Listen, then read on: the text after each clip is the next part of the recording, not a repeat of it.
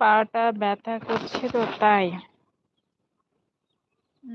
একটা কাজ করো, কিন্তু ওখানে তো অনেক বাঁশ ঝাড় আছে না, একটা বড় দেখে বাঁশ কেটে নিয়ে এসে পায়ে বেঁধে রাখো, ব্যথা ভালো হয়ে যাবে, বুঝলে?